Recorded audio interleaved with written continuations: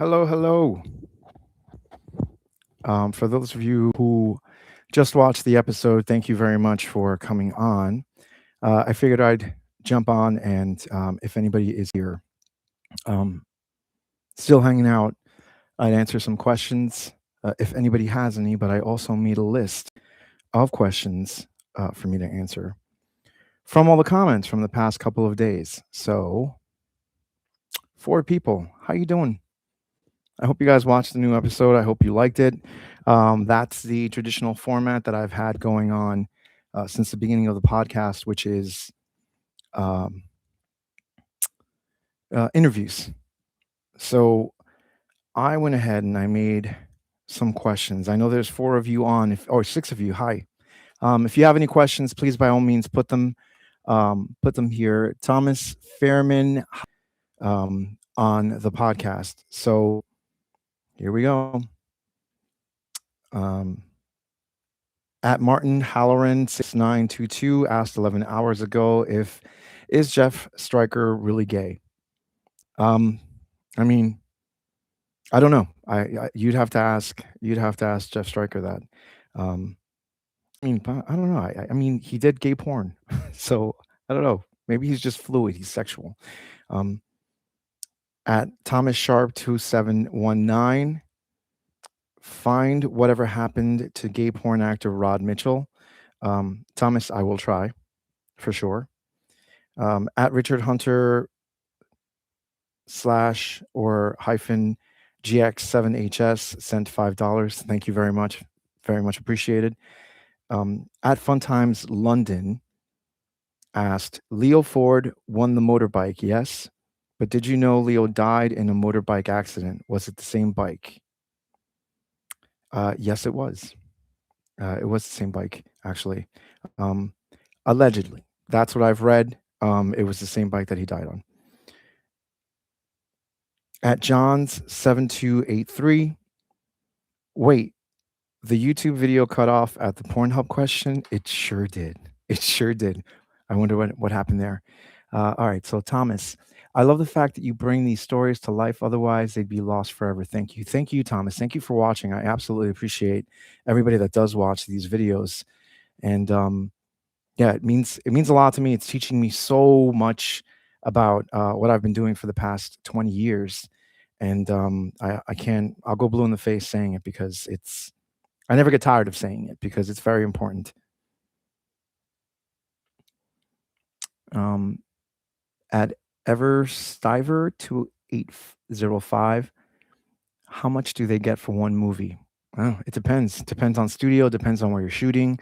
Um, if it's in Cali, like there's a lot of things that it really just depends on who you're shooting with, and also what the model thinks they're worth, how they negotiate, all that fun stuff. I would say anywhere between, I've seen people go as low as 300 per scene to 2,500 in this day and age. Hi from the Netherlands, by the way. Hi from New Jersey. Have you ever, Brett Fox? Have you ever performed on film? You should. No, I have not, and I won't. So, for no reason other than I do what I do and I enjoy doing that. But I appreciate you asking. Um, at Rix46, hope I catch your next live Q&A. I hope you're here. I enjoyed your comments and your realistic answer to performing on camera awkward. Okay, well, um, and the question continues. I know you're focused on the gay porn industry, but in your Striker doc, you danced around his bisexual and straight work as a bi guy who really appreciates all porn history. I would love to see you touch on that history. Catalina had a whole successful run with them, featuring a lot of otherwise gay actors. Straight for Pay, Paul Newman directed most of them. His career may be worth a look as well. I'm guessing you'll feature Joey Stefano in the future. There's a good bio on his short, Tragic Life. Um, and then will you be featuring legendary David Asheville in the future? Yes, all of those actors will be featured or models will be featured. My, there's a couple of Jeff Stryker questions here. And what I have to say is I did try to get, for the longest time, for almost 2 to 3 years, I tried working to get Jeff Stryker to do a documentary, or to put his trust and faith in the fact that I would probably deliver a really good documentary. However, that just didn't come to be. So I understand that he has a story to tell and he should tell it. My thing was pretty much scratching the surface just to put it out there because he is such a big part of the gay porn industry. Somebody else will do that. Hopefully, he will do that. Hopefully, he'll find somebody that he's comfortable working with, and they will do that. Okay, so Douglas Brown, 283. Since the Stonewall riots, why are we still treated like second class citizens in any country? That's a good question. Um, I wish I knew the answer to that. I mean, I can peripherally say religion and politics because everything we do as gay men is a political act or a religiously offensive act, and all we want to do is love who we love. All right, so at Fabio Daiki 8464, I hope I'm pronouncing that correct. Hi, I just started following you and I think your videos are great. Could you make a video on David Rockmore? I will look for David Rockmore.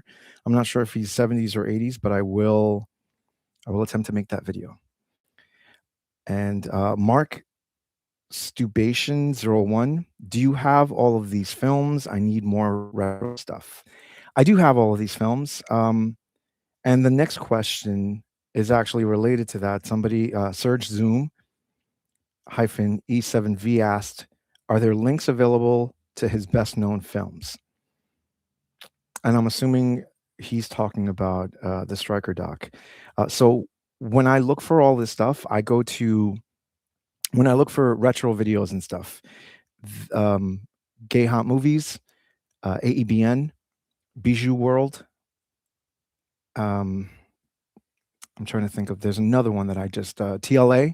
All these online studios do have where you can stream. You can stream for life. You can buy them. All that stuff. Um, there's 13 of you here, including my sister. Hello. If anybody has any questions while I'm reading these off, by all means, I'm here. I'll be here for the next 15 to 20 minutes.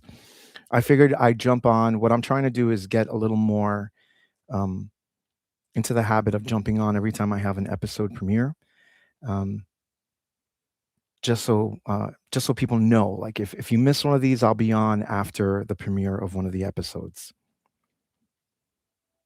Let's see. At Miura Mike asked or said, it would be fantastic if gay porn movie that. The problem with a certain amount of studios is they really don't. Um, a lot of studios changed hands. It might cost a lot of money to do a film to 4K or film to digital restoration, especially if nobody's attached to it.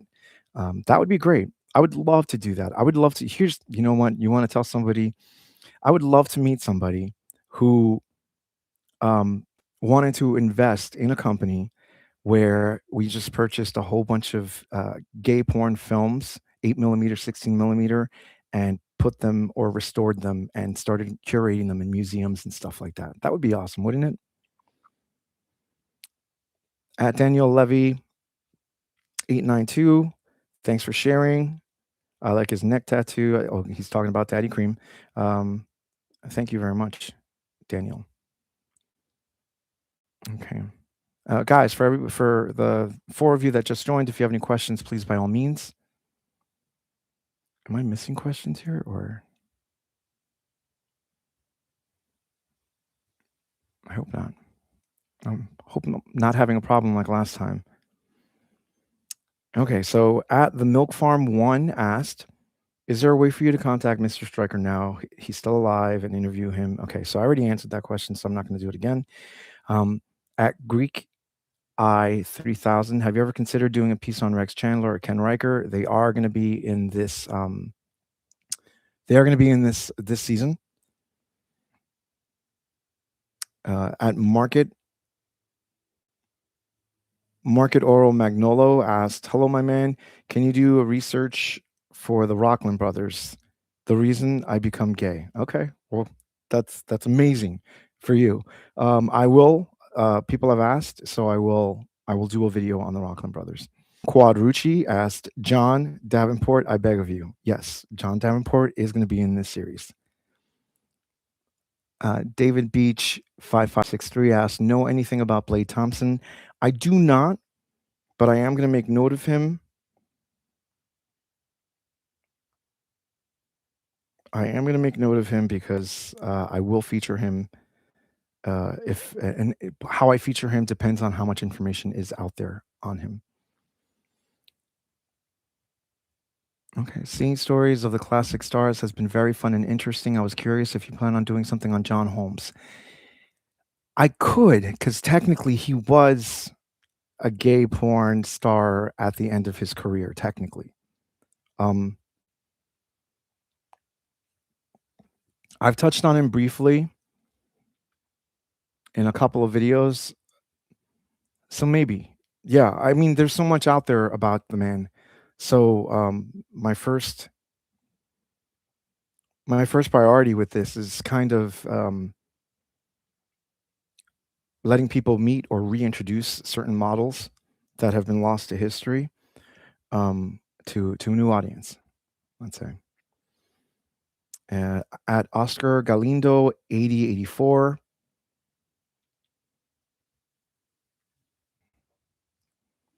I'm getting that connection unstable. Okay, it's back. It's gone now. Okay, I don't know what's going on, but for those of you here, the 18 that are here, the 15 that are here, I don't know if you noticed, but in the back, this is going to be the next model that I'm featuring in on the podcast. That's Galindo, and what I do want to do is this is the poster for the first guy. You know who this guy is, right?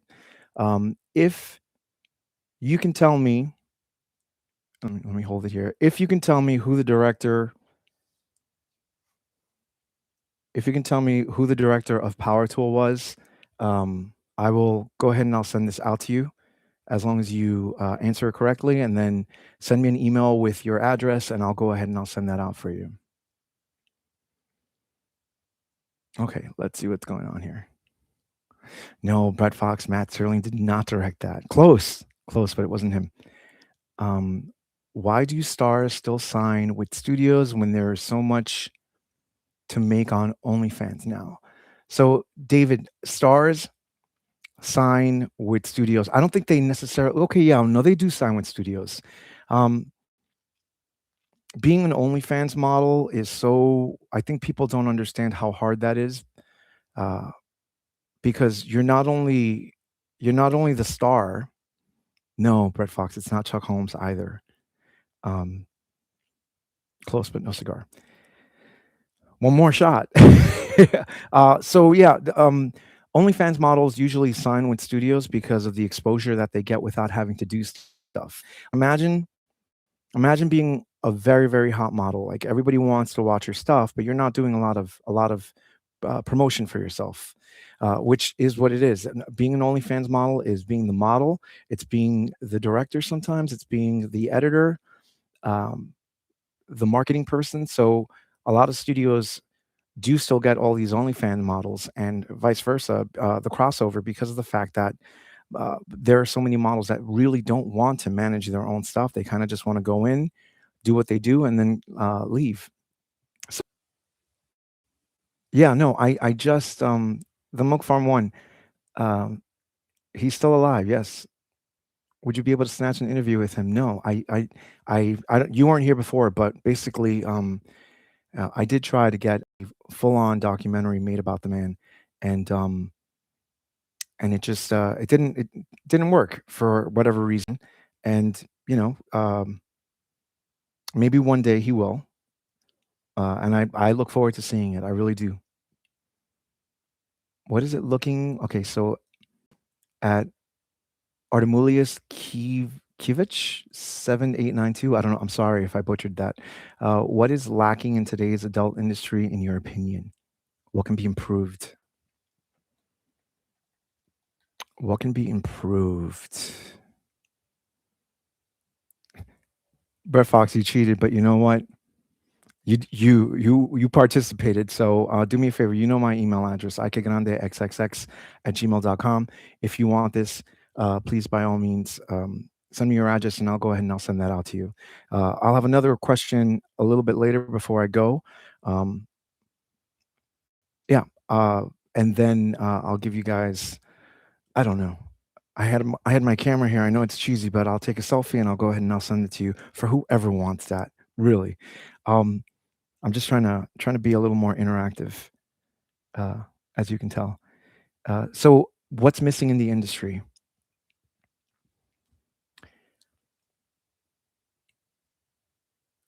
Gay porn stars?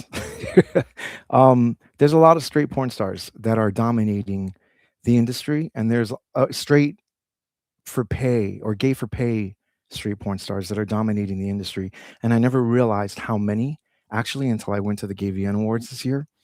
Um, and that's great, but it's not at the same time. I really do think that I'm not gonna knock anybody from making their money and for the hustle, but that's on another level. Like that, I don't I don't want to say that I necessarily disagree with it, but I think that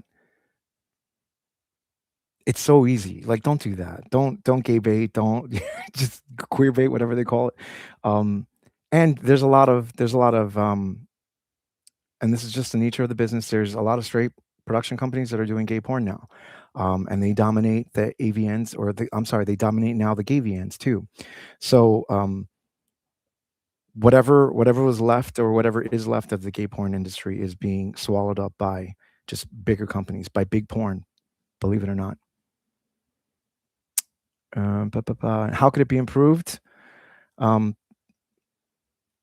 more more independent creators or independent studios, which is very very hard because the minute you're an independent studio, you kind of have to go through the entire system, and the system now consists of um, what's that? Pornhub, ILO, MindGeek, all everything out there is basically like the only way you're going to succeed is you have to be on these tube sites. You have to do this. You have to do that. So I don't know. It's very frustrating.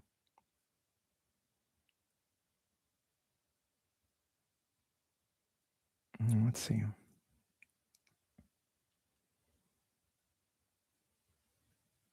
Okay, so David Beach, do you know if Peter North ever owns up to being Matt Ramsey when he first started? LOL. I'm not sure. I missed the documentary that premiered at the AVNs in Las Vegas this year for him, and only because I didn't know. I didn't know anybody was making a documentary about him. He is going to be. I am going to feature him as Matt Ramsey on this season of the podcast.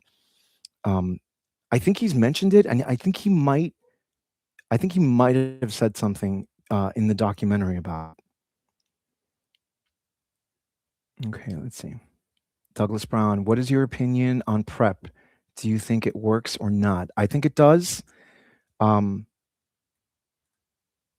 I think the well for people who don't know, I don't know if my sister's still on, right? Prep is basically it's kind of like you take before you think you're well. It stops you from being wow. I'm doing a really really bad or a disservice of this, but prep is from what I know what models take in order to prevent themselves from getting HIV. Um, as opposed to doxy prep, which is all the other STDs. I think we're I think it works. I think we're too quick to jump on medication that we don't need just to have a little fun. And I don't think your body needs all of this stuff. If you don't have to take it, don't take it. There's no reason for it. Um, just practice a healthy lifestyle or a safe sex lifestyle, and you can still be crazy and raunchy and stuff, and not have to take all these drugs. Douglas prep girl, of course.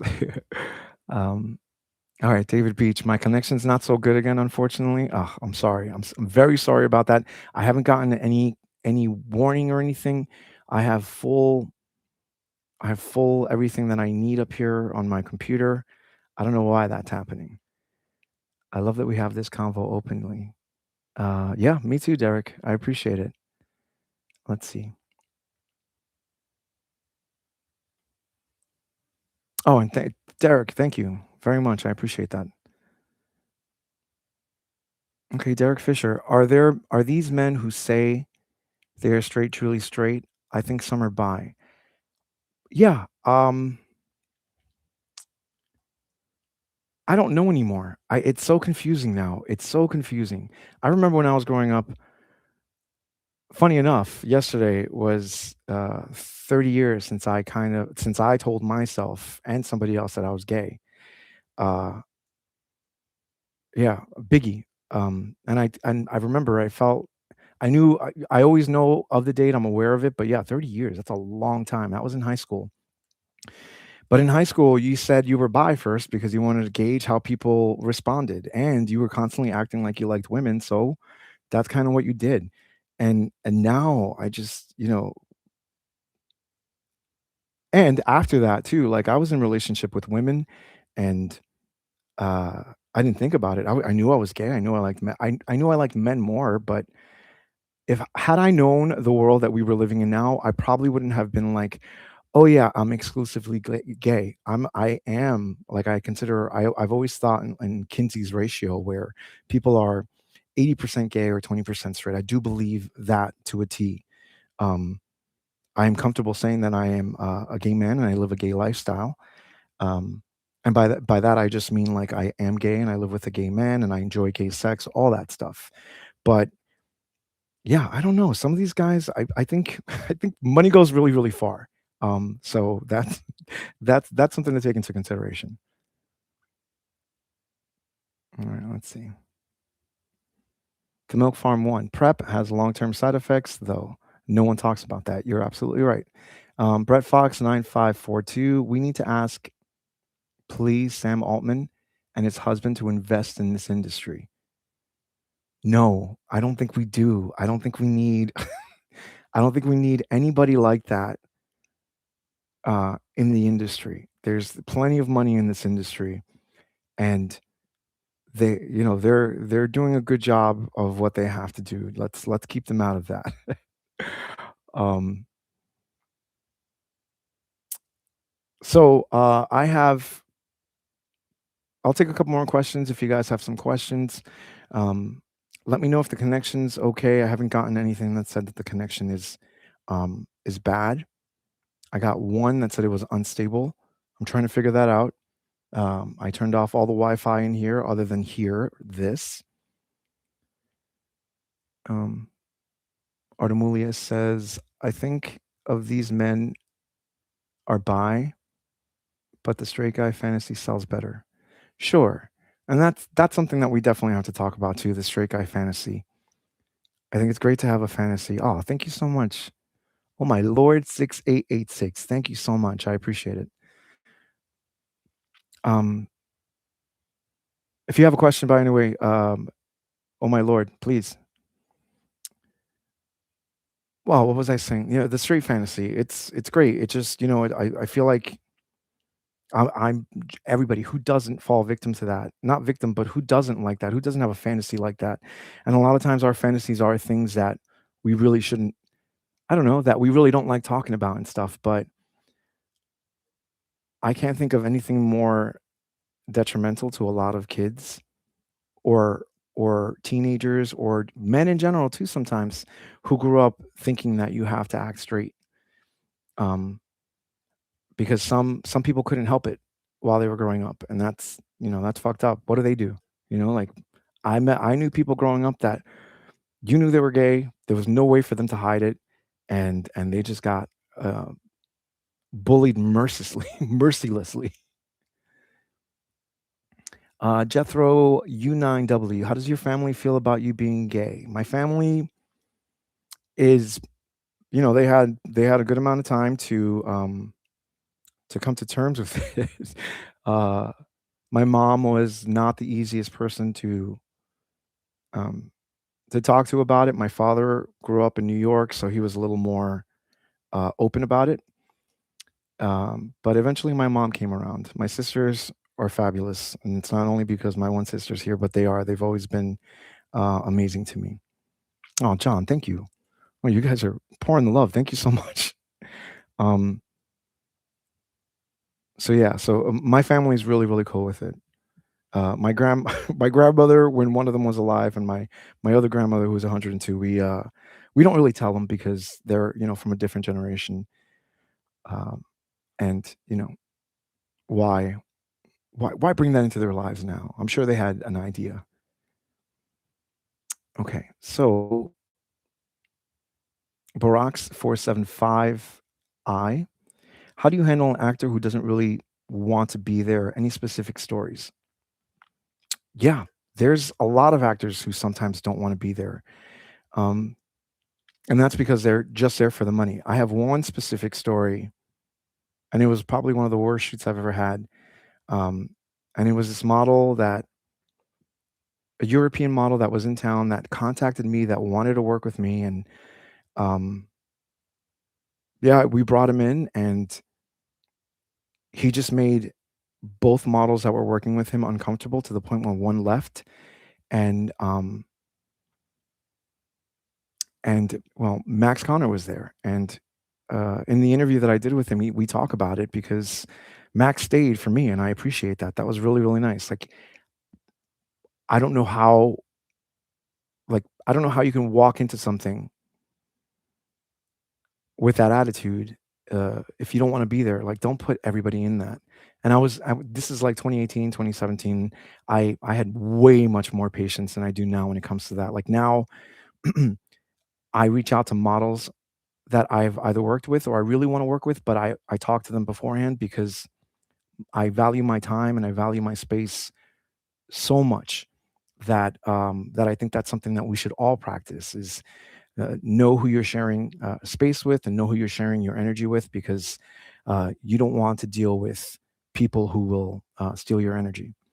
And and there are models. I had a I was supposed to go to a Philly shoot tomorrow or yesterday, and I didn't go because a lot of these I don't know if it's the work ethic or what it is, but some of these models, man, they just you can't tell me that you're interested in the scene at 6 o'clock or when the scene was going to be at 4 o'clock. That doesn't make any sense to me. So you know I hope that answers your question. John, just want to say thanks for the great content, and I really enjoy the history of gay films. Well, thank you very much. I appreciate it. You mentioned okay, so at TV6141. You mentioned negative side effects of PrEP. Can you explain? You can rephrase it as speculation. I know you're not a medical professional. I actually didn't mention side effects. Somebody else mentioned it in the comments. What I said was putting any kind of chemical in your body that's not necessary is probably not going to be good for you. I mean, there are let's put it together. It's a compound. I think it's three. If I'm not mistaken, it's three medications or three pills or three. It's three things that go into prep, um, and I just if you don't need it, that's all I said. Okay, so the milk farm TV, I have heard in the long term it affects the bones and your. Well, I mean, yeah, no, you know what, TV, you're absolutely right. I won't go any further. But yeah, no, I did want to clarify that I didn't say that. Brett Fox, how do you deal with the meth of it all? I actually don't. That's a common misconception that meth is running rampant on gay porn sets. I I can clarify some things that I know, uh, and that was the only time I ever had that issue. The company that I currently work for did a movie in 2014 that when I started working for them, people did not want to work with me because of the association with that. That was 2014. That was somebody completely different. I do not tolerate any of that stuff on set. If a model smokes a little weed, I have no problem with that because I find that it happens more often than not. And if it calms them down and it makes them perform well, fine.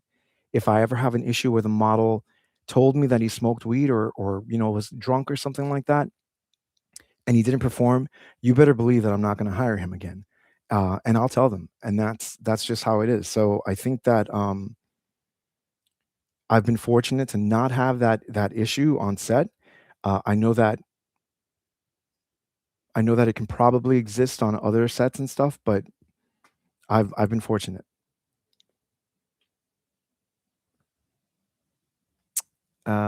Let's see. Kinkucation Wildside. I'm on prep, and the only risk that I know of is that my liver is constantly checked. Yet the most medicine there will be yeah, yet with most medicine there'll be side effects. Yeah. Look, I'm not knocking prep. All I'm saying is um it's preventative. Yes, I get it, but if you don't have to take any medication at all, don't take medication. That's it. That's all I'm saying. Why put something in your body if you don't need it? I'm not and it's not I'm not I believe in science. I'm not anti-science. I'm not anti any of that stuff. I'm just saying if you're a healthy person and you don't need anything, don't put anything in your system. That's it. Put good food in your system, good fuel. That's it. Um,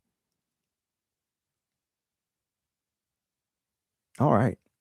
24 people here. Let's see. I'll take a couple more questions. It's 7:09 right now. I'll stay on for a couple more minutes, but I do have to get home and cook. So yeah, so if anybody has any questions, please by all means.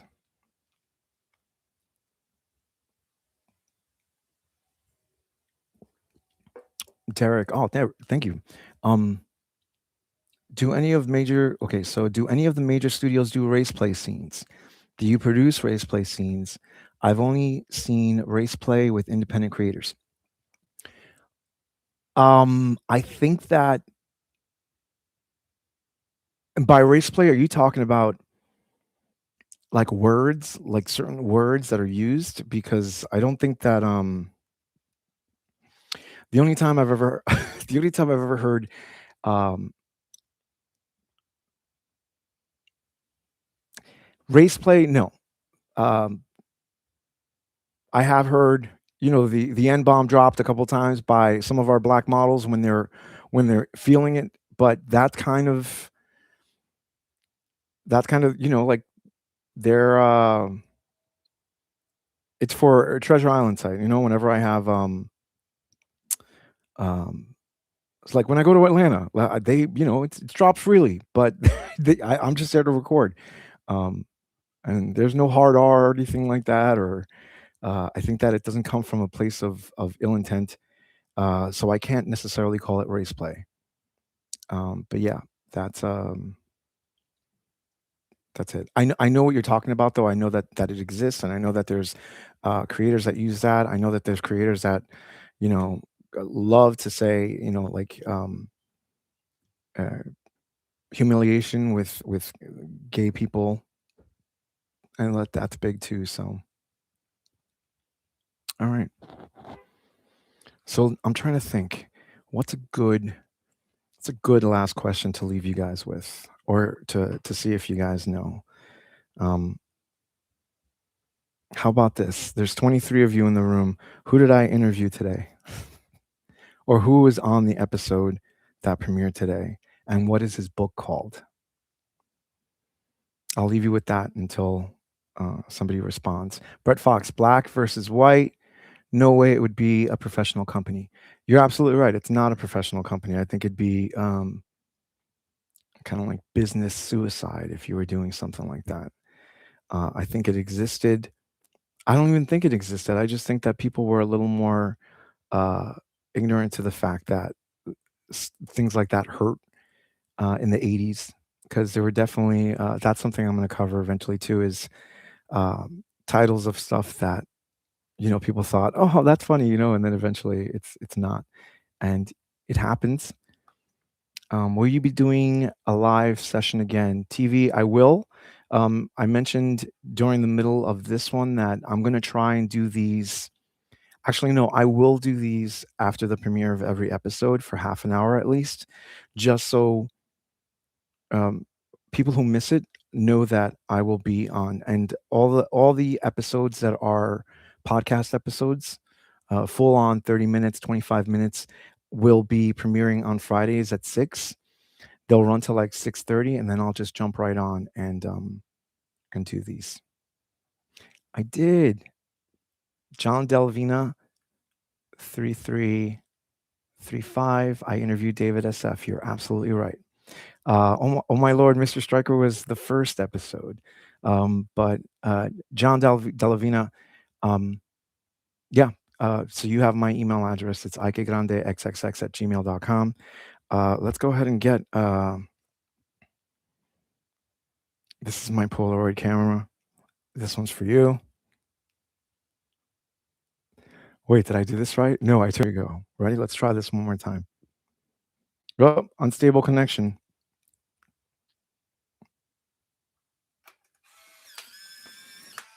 All right. That one's for the books. That one's for you. All right. I'm heading out. Thank you guys so much for watching this past. Yes. Oh my lord, he's still around. Um, he's living in California, and hopefully somebody will make a full-on documentary of the gentleman. Artemilius, why don't okay, I'll take this one. Why don't we see modern films like Tarzan with Diego Sands anymore? Why hasn't anything similar or memorable been released in the past 10 years? I think there's just a lot of there's saturation. There's too much stuff coming out. Um, and to spend the amount of money that it would take on a production like that without calling it an art film before a gay porn film, I think people don't do that. The only person I know that's doing anything near that is Davey Wavy and Himeros. So check out some of his stuff. And I did an interview with him if you want to check that out. It's in season 3. All right. Much love. Thank you guys so much for hanging out with me. I will see you for the next one. The next one's Jean Daniel Cadinot, his film Harem, and Rod Goretto. Rod Goretto. All right. Bye, guys. Thank you.